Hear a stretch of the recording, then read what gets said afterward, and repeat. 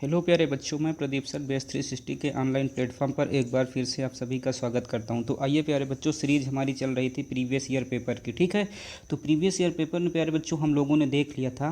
प्यारे बच्चों हम लोगों ने क्या देख लिया था कि 2016 के सीरीज़ के हमारे सारे क्वेश्चन हो गए हैं। ठीक, 2016 सीरीज़ के हमारे सारे क्वेश्चन हो गए हैं। आज हम लोग देख रहे हैं 2000 कौन सा 17 मतलब 2017 सीरीज़ में जितने आए हुए बोर्ड की परीक्षा में सिंटैक्स से क्वेश्चंस हैं, आज उन्हीं को हम लोग यहाँ पर डिस्कस करेंगे। तो आइए चलिए देखते हैं। ठीक, चलिए पहला क्वेश्चन कह रहा है, क्या कह रहा है, the gold is heavier than metal than iron. ना कह रहा है the gold is heavier metal than iron. यहाँ दैन जो है दो बार हो गया, तो ये आपका इसको हटा दीजिए, मान लीजिए इतना। ठीक, the gold is heavier metal than iron. ठीक है, अब देखिए गोल्ड ऑलरेडी मेटल, तो गोल्ड तो क्या मेटल ही है ना।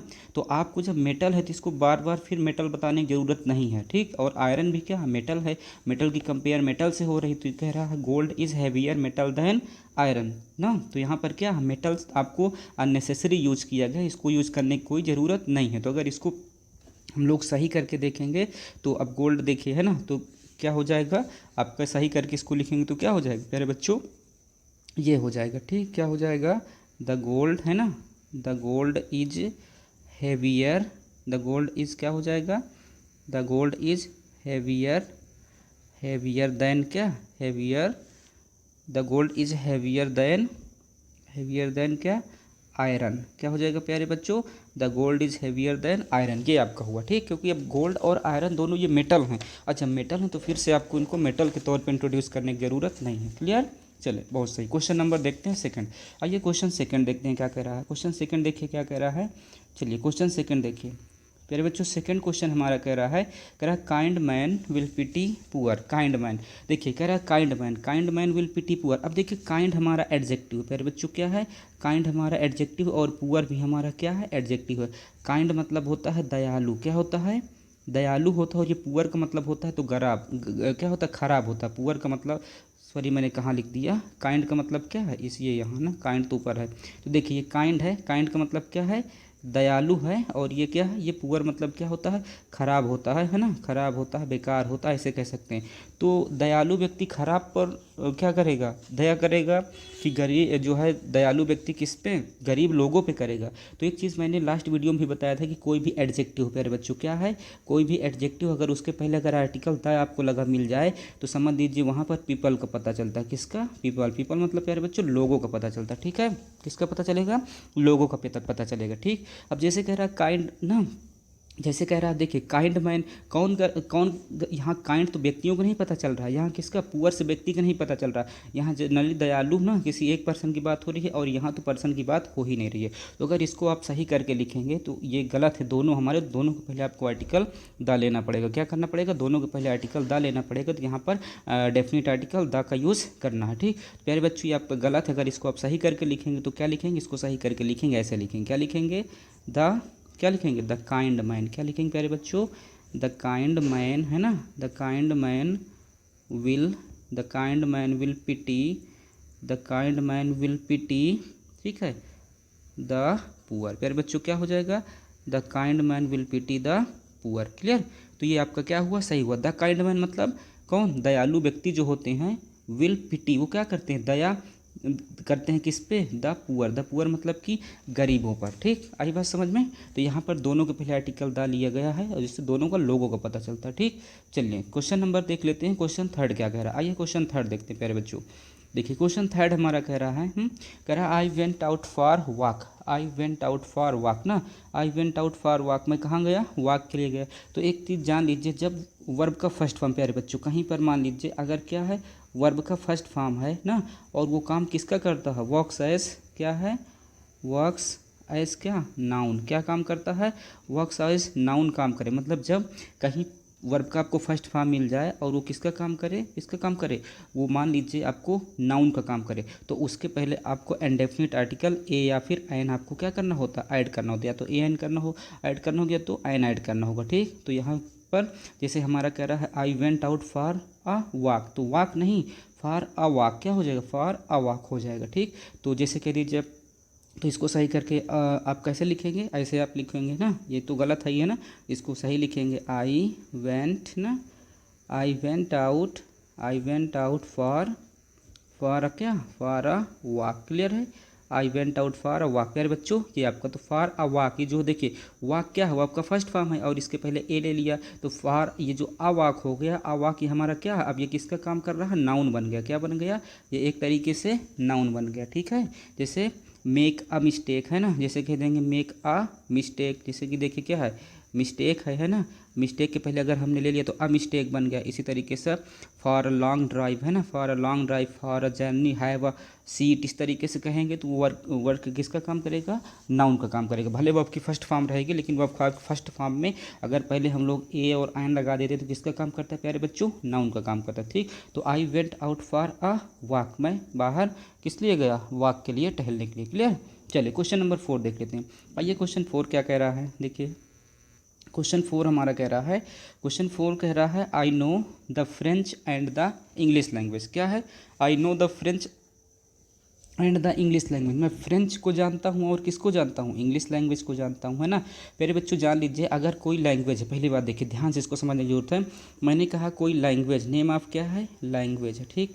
कोई नेम ऑफ लैंग्वेज अगर उसके पहले आपको आर्टिकल द मिल जाए, क्या मिल जाए, आर्टिकल द मिल जाए तो समझ लीजिए उससे उस देश के पीपल ऑफ कंट्री क्या पता चलेगा, पीपल ना, पीपल ऑफ क्या, कंट्री, मतलब कि उस देश के लोगों का पता चलता है, ठीक। किससे, मैंने कहा कहीं पर आपको लैंग्वेज क्या मिल जाए, नेम ऑफ लैंग्वेज मिल जाए, नेम ऑफ लैंग्वेज मिल जाए उसके पहले आर्टिकल द, जैसे मैंने कह लिया ना। अब देखिए फ्रेंच है, क्या है, फ्रेंच है ना, अब फ्रेंच है इसके पहले आर्टिकल द लिख गया तो क्या बन गया, द फ्रेंच, इसका मतलब हुआ फ्रेंच पीपल, क्या हुआ प्यारे बच्चों, फ्रेंच पीपल हुआ, क्या हुआ, फ्रेंच पीपल, फ्रेंच पीपल मतलब फ्रांसीसी लोग, ठीक, समझ रहे हैं ना। इस तरीके से मैंने कहा जैसे कह दिया चाइनीज़ है, क्या है, या कुछ भी कह लीजिए, या कह लीजिए इंग्लिश कह लीजिए, चलिए इंग्लिश हमने कह दिया, ठीक। ये इंग्लिश एक क्या है, नेम ऑफ लैंग्वेज है, भाषा है, इसके पहले आपने आर्टिकल द लगा दिया तो क्या बन गया, द इंग्लिश बन गया। द इंग्लिश मतलब प्यारे बच्चों क्या बन गया, इंग्लिश पीपल, क्या बन गया, इंग्लिश पीपल, इंग्लिश पीपल मतलब, इंग्लिश पीपल मतलब क्या, इंग्लिश पीपल मतलब अंग्रेज लोग, ठीक। ये अंग्रेजी भाषा नहीं हुई, अंग्रेज लोग हो गए, फ्रेंच भाषा नहीं हुई, फ्रांसीसी हो गई, इसका मतलब क्लियर। तो मैंने क्या कहा कि जब कहीं पर किसी लैंग्वेज के पहले मतलब कोई नेम ऑफ लैंग्वेज हो, कोई भाषा का नाम हो, ठीक है, और लेकिन द हिंदी कहेंगे तो हिंदुस्तानियों का बोध नहीं होगा, क्यों, क्योंकि हिंदी हमारी जो लैंग्वेज वो वाइडली स्पोकन नहीं है। कंडीशन ये होना चाहिए कि जो लैंग्वेज होना चाहिए वो वाइडली स्पोकन होना चाहिए, मतलब कि एक व्यापक क्षेत्र में बोली जाने वाली भाषा होना चाहिए। जैसे कह दें अगर हम लोग किसको फ्रेंच कह दें, है ना, तो फ्रेंच हमारी पूरे फ्रांस में बोली जाती है, इंग्लिश पूरे ब्रिटेन में बोली जाती है, पूरे इंग्लैंड में बोली जाती है। इस तरीके से ये एक वाइडली स्पोकन लैंग्वेज है। तो इसके पहले जो वाइडली स्पोकन लैंग्वेज होगी, विश्वव्यापी रूप पर बोले जाने वाली भाषा होगी, उसके पहले अगर आर्टिकल द लगाते हैं प्यारे बच्चों तो उससे किसका पता चलता है, पीपल ऑफ कंट्री, मतलब कि देश के लोगों का पता चलता है, ठीक। तो आ गई बात समझ में। लेकिन मैंने कहा इंडिया या द पाकिस्तानी नहीं कहेंगे, क्यों, क्योंकि द पाकिस्तानी कहेंगे तो लोगों भाषा को उससे पता नहीं चलेगा, ठीक, ये समझ रहे हैं ना, क्योंकि ये वाइडली स्पोकन नहीं है। द हिंदी जो है हमारी वाइडली स्पोकन नहीं है। हिंदी को बहुत लोग कहाँ जानते हैं ना, कुछ लोग अपने इंडिया में भी बहुत जगहों में, कर्नाटक वगैरह आप चले जाइए, उधर सब कहाँ चले जाइए तो हिंदी को बहुत कम ही लोग यूज़ करते हैं, तो इसलिए वाइडली स्पोकन नहीं है, तो इसलिए जो है इसके पहले नहीं। तो देखिए कह रहा है आई नो, मैं जानता हूँ the French and the English language, मैं किसको जानता हूँ, फ्रेंच मतलब कि फ्रांसीसी को जानता हूँ और अंग्रेजी भाषा को जानता हूँ।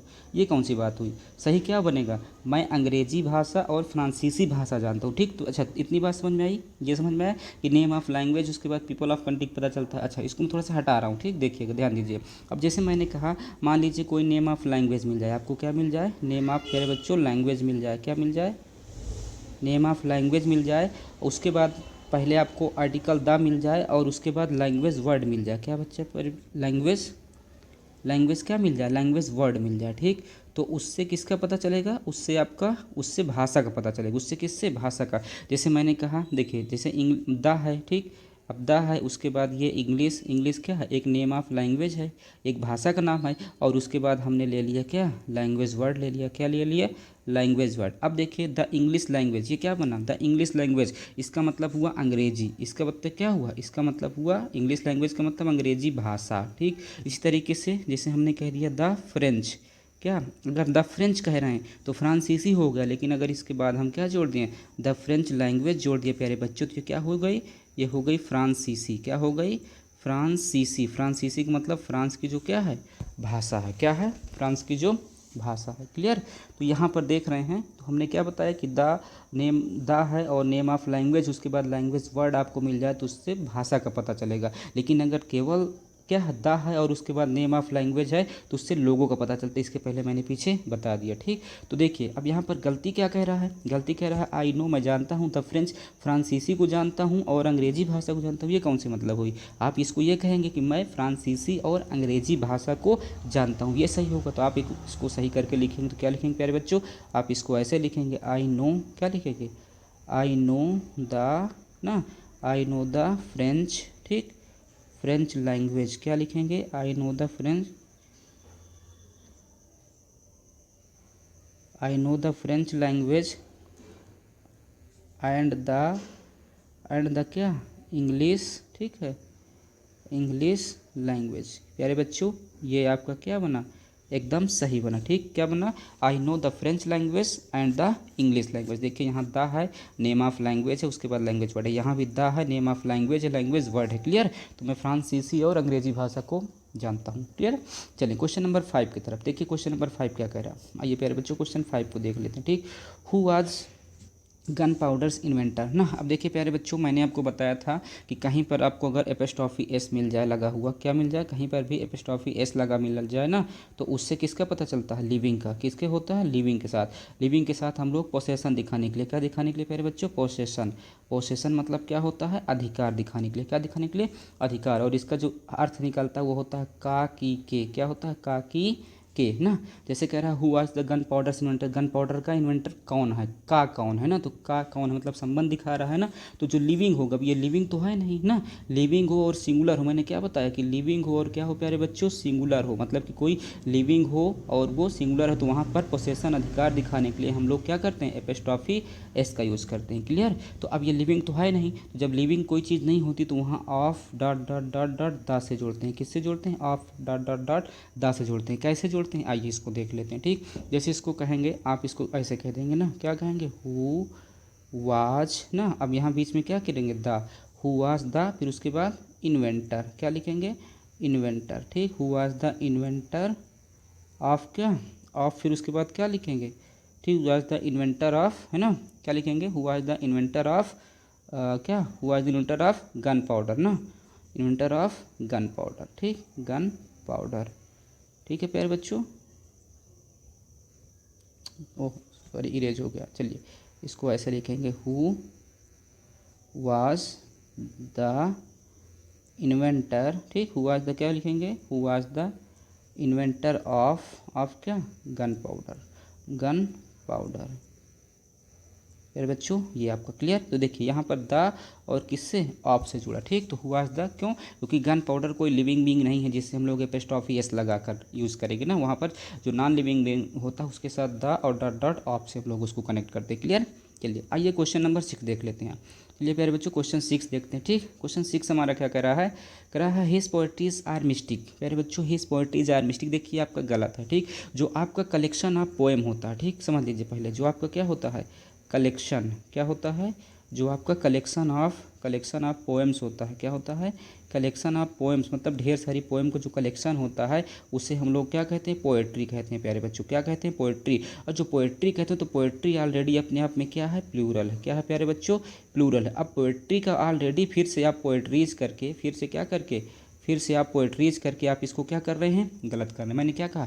कलेक्शन ऑफ पोएम्स जो है ये क्या है? कलेक्टिव नाउन है और पोएट्री क्या है? Collective noun. जब कलेक्टिव नाउन तो ऑलरेडी किस में होगी? प्लूरल होगी। और जबकि प्यारे बच्चों प्लूरल है तो क्या फिर से आप प्लूरल को प्लूरल बनाएंगे? नहीं बनाएंगे ना, तो इसलिए आपका क्या है? गलत है। अगर आप इसको सही करके लिखेंगे तो क्या लिखेंगे? देखिए पोएट्रीज नहीं होगा, है ना, ये क्या है? गलत है। तो अगर सही करके लिखेंगे तो क्या लिखेंगे? तो प्यारे बच्चों इसको आप ऐसे लिखेंगे, क्या लिखेंगे? हिज पोएट्री, क्या लिखेंगे? His poetry are mystic. ठीक, his poetry are mystic. Clear. तो ये आपका सही हुआ। चलें आइए क्वेश्चन नंबर ना क्या बना? His poetry are mystic. ठीक। चलिए क्वेश्चन नंबर हम लोग देख लेते हैं 7। आइए क्वेश्चन नंबर 7 देखते हैं क्या कह रहा है। देखिए क्वेश्चन 7 क्या कह रहा है, ध्यान दीजिए।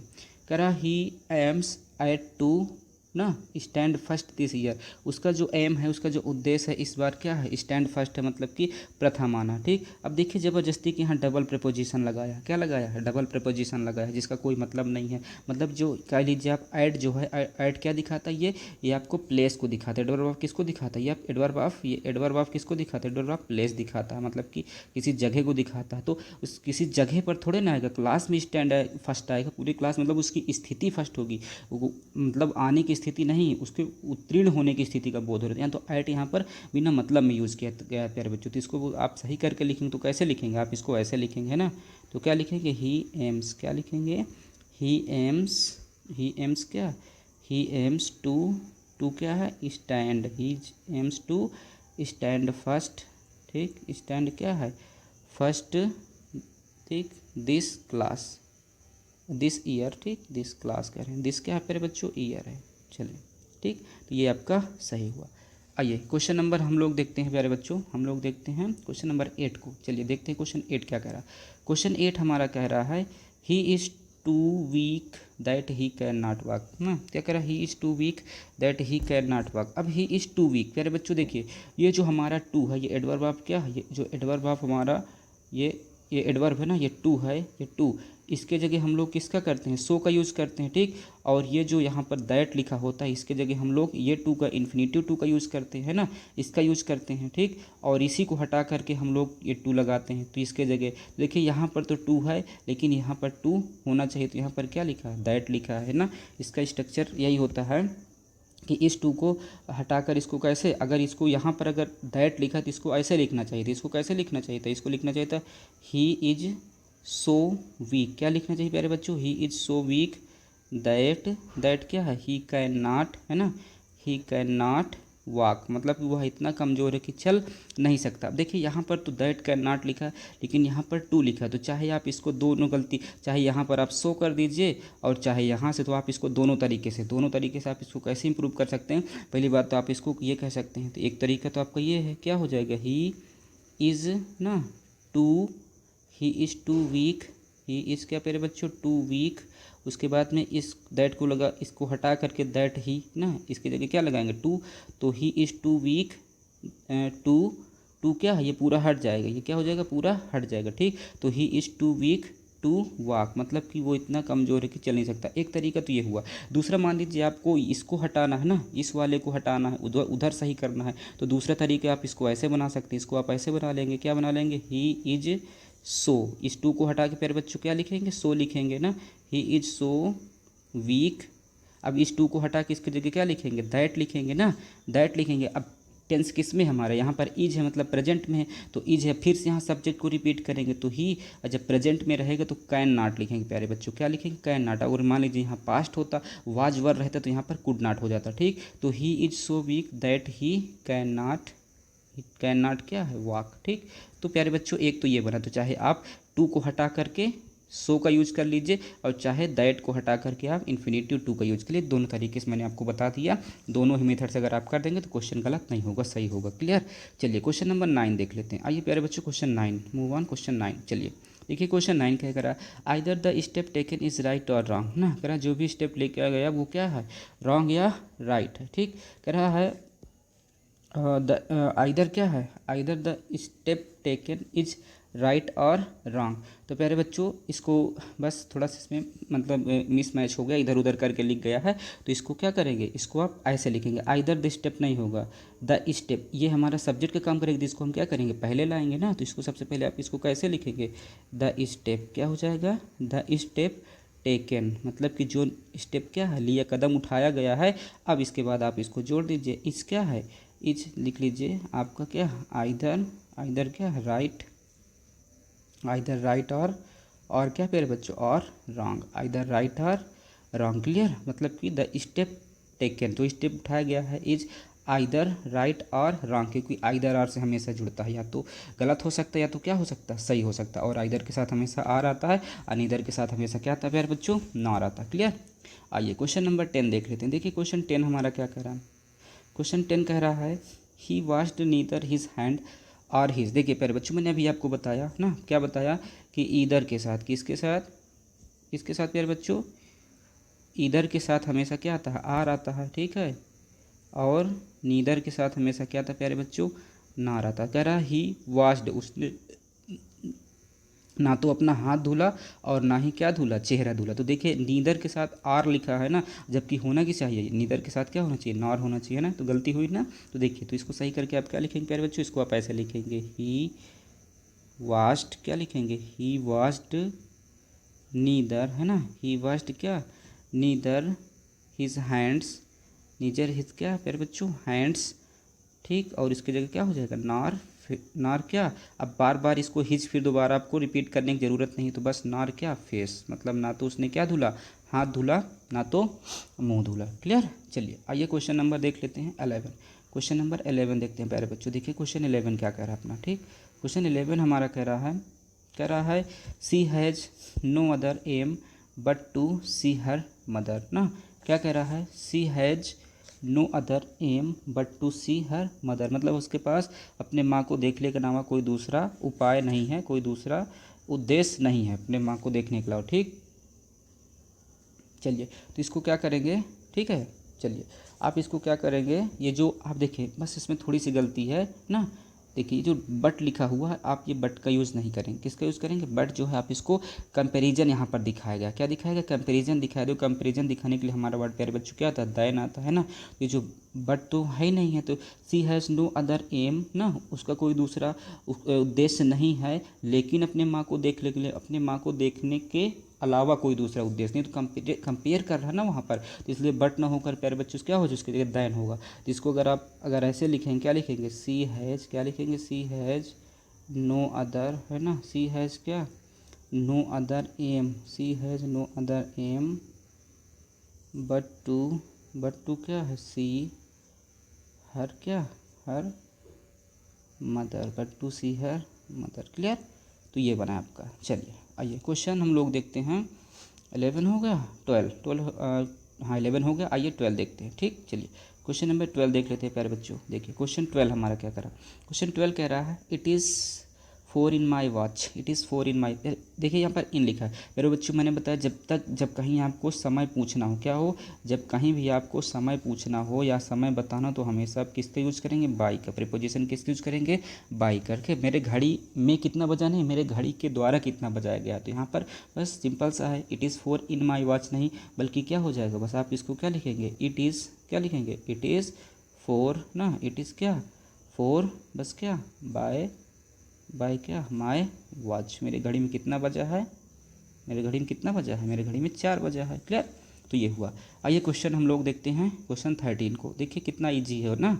चलिए तो मैं 20 में नहीं रोकना चाहता आप लोग, बस थोड़ा सा कहूँगा कि चैनल को लाइक सब्सक्राइब और शेयर जरूर करें अपने फ्रेंड्स तक, ताकि सभी लोगों तक इसकी जो है जानकारी पहुँच सके, ठीक। चलिए हम लोग देख लेते हैं प्यारे बच्चों, बहुत ज़बरदस्त क्वेश्चन है, ठीक। 13 देखते हैं कितना अच्छा क्वेश्चन है। देखिए कह रहा है कोलंबस इन्वेंटेड अमेरिका। प्यारे बच्चों कोलंबस इन्वेंटेड अमेरिका, देखिए 2 वर्ड होते हैं, एक होता है, मैं आपको बता दूं, इन्वेंशन। क्या होता है प्यारे बच्चों, एक होता है इन्वेंशन होता है, क्या होता है, एक होता है इन्वेंशन और दूसरा होता है डिस्कवर। प्यारे बच्चों क्या होता है, डिस्कवर, जान लीजिए, ठीक। डिस्कवर, इन्वेंशन मतलब होता है किसी चीज़ का निर्माण करना, किसी चीज़ का क्या करना, निर्माण करना, मतलब बनाना, ठीक। किसी चीज़ का इन्वेंट करना, निर्माण करना है।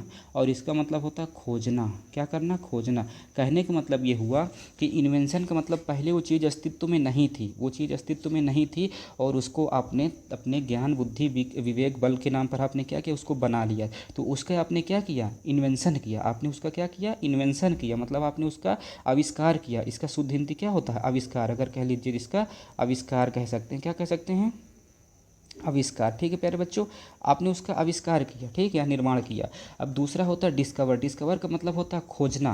और खोजना का मतलब प्यारे बच्चों कोई चीज़ अस्तित्व में थी, मतलब पहले थी लेकिन ना, कोई चीज़ क्या थे, पहले थी लेकिन उसके विषय में नॉलेज हमको नहीं था, लेकिन मान लीजिए हमको ज्ञान हो गया, उसको हमने क्या किया, खोज लिया, ठीक। तो आपकी खोज होगी। जैसे मान लीजिए O2 है, मान लीजिए क्या है O2, ऑक्सीजन जो है एटमॉस्फेयर में था ना, लेकिन इसको किसी के विषय में पता नहीं था, तो हमने ऑक्सीजन की क्या किया, खोज किया। तो ऑक्सीजन का क्या हुआ, ऑक्सीजन का क्या हुआ, आविष्कार नहीं हुआ, ऑक्सीजन की क्या हुई, खोज हुई। लेकिन कह दिया जाए टीवी आपका प्यारे बच्चों क्या हो गया, मोबाइल हो गया। ठीक, अच्छा क्या मोबाइल पहले से था, उसको किसी ने जाके खोज लिया, ऐसा नहीं है। मोबाइल को हमने क्या किया, अपने साइंटिफिक मेथड से, अपने बुद्धि से, विवेक से, बल से हमने क्या किया, इसको आविष्कार किया, इसका बनाया हमने। ठीक, टीवी को हमने बनाया, बल्ब को हमने बनाया, कंप्यूटर को हमने बनाया, कार को हमने बनाया। तो कार, बल्ब, टीवी, ये सबका क्या हुआ है, एसी ना, ये कह लीजिए सबका क्या हुआ है, इन्वेंशन हुआ। लेकिन प्यारे बच्चों डिस्कवर किसको, आप ऑक्सीजन का, हीलियम ना, कार्बन, ये सबको आपने डिस्कवर किया है, ना कि इसको आपने क्या किया है, पहले से था, इसको आपने क्या किया, खोजा है। इसी तरीके से देखिए तो समझ आ गया होगा क्वेश्चन, है ना, कि कोलंबस इन्वेंटेड अमेरिका, कोलंबस ने अमेरिका का आविष्कार किया है, कि अमेरिका की खोज की है। अमेरिका पहले से था तो उसकी क्या हो गई, खोज हुई है ना। तो बस ये क्या होगा, गलत है, तो ये क्या हो जाएगा, ये हो जाएगा, है ना, कोलंबस, है ना, क्या हो जाएगा, डिस्कवर्ड, डिस्कवर्ड अमेरिका। ठीक, कोलंबस डिस्कवर्ड क्या प्यारे बच्चों, अमेरिका। क्लियर, तो ये आपका बना। आइए क्वेश्चन नंबर देखते हैं 14। चलिए क्वेश्चन 14 देख लेते हैं। क्वेश्चन 14 कह रहा है I am not on taking term with him. ठीक, कह रहा है I am not on taking term with him, मैं उसके साथ टर्म नहीं ले रहा हूँ। ठीक, चलिए सोचिए इसको क्या होगा। चलिए ठीक, तो I am not taking terms with him, I am not taking terms with him, ये तो सही लग रहा है। ठीक, I am not taking terms ना प्यारे बच्चों, ये आपका क्या है, ये आपका सही है ना, ये करेक्शन में डाल दिया गया है। लेकिन I am not taking term with hymns ना, तो ये आपका सही है, ये इसमें कोई एरर नहीं प्यारे बच्चों, आपका क्या है, ये आपका राइट है। चलिए क्वेश्चन नंबर आगे बढ़ लेते हैं। ठीक, क्वेश्चन नंबर आगे बढ़ लेते हैं। देखिए ज़रूरी नहीं कि क्वेश्चन हमारा क्या हो, गलत ही हो। ठीक, गलत फाइंड करा रहा है, लेकिन ये नहीं, इसका मतलब ये नहीं कि सर आप केवल गलती ही ढूंढे, सही भी तो देखना है। चलिए क्वेश्चन नंबर देख लेते हैं। ये मैक्सिमम पार्ट में आपको क्या है, 90% में 99 में कह लीजिए आपको गलत ही वो करना है। ठीक, कह रहा है on seeing the snake he got too much afraid. कह रहा है ऑन सीइंग द स्नेक, ये आपका सिंथेसिस से लिया गया है। ऑन सीइंग द स्नेक, सांप को देख करके ही गॉट टू मच ऑफरेड, वो बहुत ज़्यादा क्या हो गया प्यारे बच्चों, घबरा गया, बहुत ज़्यादा घबरा गया। तो देखिए तो क्या हो जाएगा, ऑन सीइंग द स्नेक ना, ये तो ठीक है, ऑन सीइंग द स्नेक, सांप को देख करके, ठीक है, ही गॉट टू मच। अब देखिए जो है टू, जो है ये टू का मतलब ये नेगेटिव सेंस में है, क्या है प्यारे बच्चों, नेगेटिव सेंस में। मैंने बताया था टू है, अनलेस है, नो है, नेवर, ये सब किस में आते हैं, नेगेटिव में आते हैं। तो बहुत ज़्यादा घबराएगा, तो घबराएगा कोई नेगेटिव घबराएगा क्या, आप खुद ही बताइए, घबराना भी कोई नेगेटिव होता है क्या ना। तो टू मच नहीं, बल्कि इसकी जगह क्या हो जाएगा, आप वेरी मच, की टू की जगह आप इसको रिप्लेस करके इसकी जगह क्या लिख सकते हैं, आप वेरी लिख सकते हैं प्यारे बच्चों ना, क्योंकि नेगेटिव सेंस में थोड़े ना घबराना कोई नेगेटिव थोड़े ना जाएगा उसको। तो आप इसको सही करके क्या लिखेंगे, आप इसको सही करके ऐसे लिखेंगे, है ना।